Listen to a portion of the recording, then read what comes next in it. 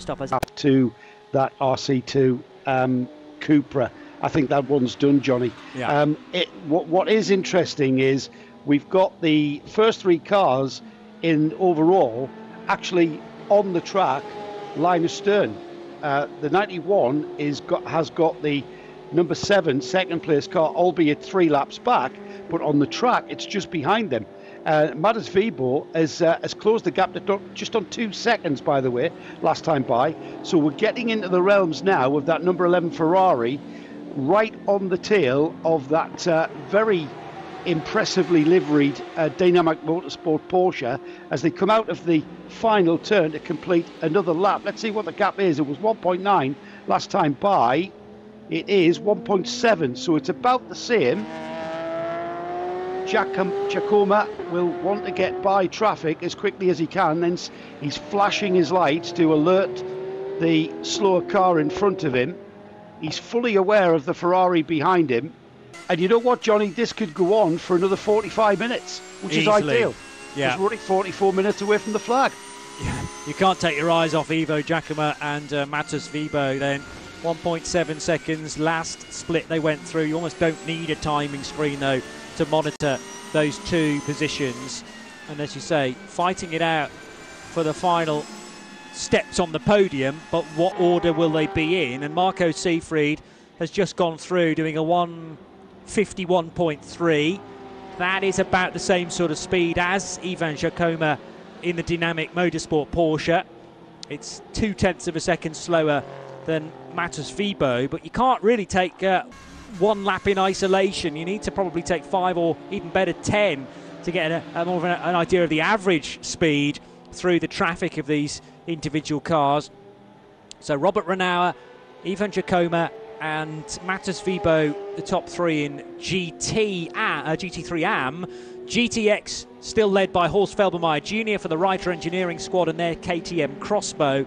They're in no danger of relinquishing the class lead, barring pretty major disaster. They have a 23-lap lead, I make it, over the second-place GTX car, which is the first of the Vortexes, car number 712. Here is Ben Constanduris in the pits. Yeah, quick one. 955, the leading 991 category car, into the pits, and a full service going on for that car, including a driver change. So fuel under green flag conditions, brand new tyres and a driver. I don't know whether they've got enough space and a lead to be able to do this safely without relinquishing the position that they have right now. They do. Okay, that's all right. It's not that exciting then, is it? No, let's not spoil the party though. You were getting the fever created there, Ben. I'm sorry to spoil it with telling you that there was 2 laps in it, but it doesn't matter. Anything can go wrong in a pit stop, as we know. Yeah. Any pit stop will be heart in mouth for teams involved at this stage in the race, because if you have a problem and it's big enough to lose 2 laps, then it ain't going to be fixed quickly, and B, there's so little time of the race still to go, there's just 0 recovery time now.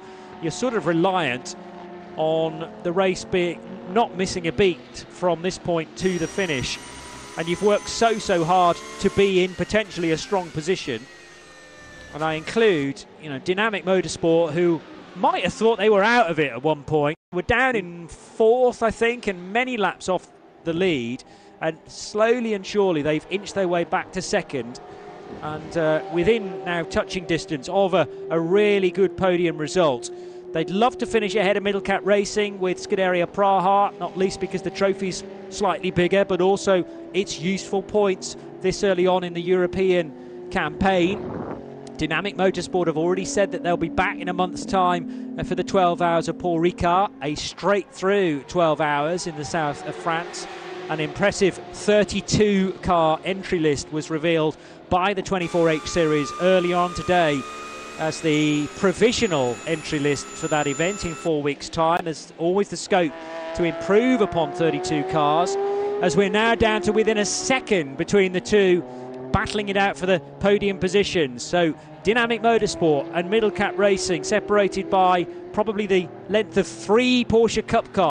There's actually a Porsche Cup car wedged between them as well, which Matus Vyboh deals with very neatly indeed on the inside of Luco Corner.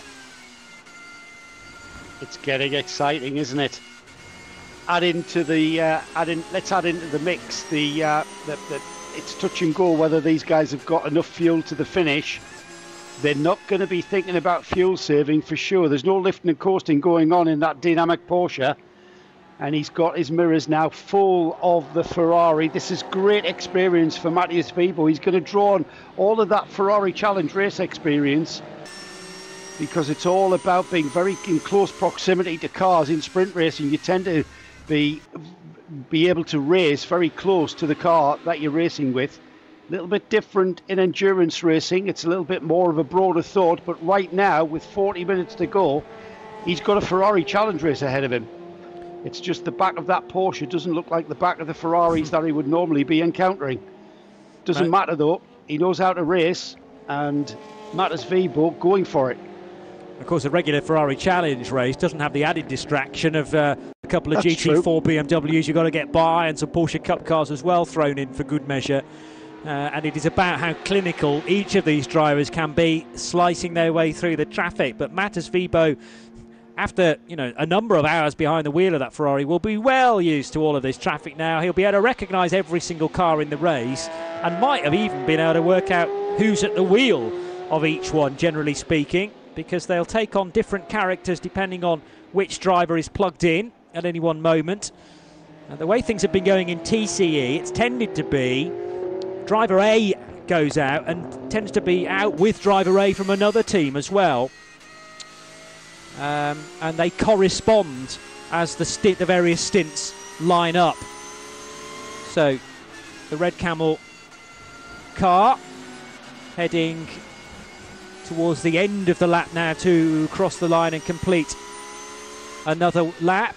290 going in the book then for Rick Breukers, with Gijs Bessem only 40 seconds adrift in the Audi RS3. So I was about to say, Johnny. Yes, so that's becoming a race, because the car, the AC Motorsport Audi that's chasing down Gijs Bessem, is lapping on average 2 or 3 seconds a lap quicker. Really impressive pace from Gijs Bessem then, and Rick Breukers safely clear. I think I was misreading that actually. So is it Detry that's catching Bessem? Yes, Detry is catching Bessem. I got the rows momentarily mixed up and was getting very excited that Bessem might be quicker than Rick Breukers, but I would have been surprised if that was the case. And the NKPP Racing by Baz Cooper having to look in the door mirrors rather than up ahead, with Mathieu Detry making advances. He's now down to 36 seconds, so gained 3 seconds on that lap alone, Joe. Yeah, exactly, and that's what's been happening. I know we don't want to detract from the race at the front for an overall second and third, which is getting very hot indeed across the line there. 0.2 of a second. That's the closest they've been across the line. In fact, Vyboh looking like he might challenge. Defended there by Giacomo, and into the first turn. They almost touch as round the outside. That's quite audacious. He slides very wide. He's on the marbles as Vyboh in the Ferrari, but he makes it stick, because by being on the left-hand side of the track, it's given him the advantage to be on the racing line for the next sequence of corners, the left and the right, and the Ferrari's ahead of the Porsche. Great racing, and then not a great deal that Giacomo could have done about that either. He knew that Matus Vyboh was there. It was just a question of holding him back, but Vyboh in a real rich vein of form here, and bolstered by the confidence that I'm sure has been growing since yesterday and the drop of the flag, basically. As the red lights went out, it would have been a bit of a launch into the unknown for both Vybohs, but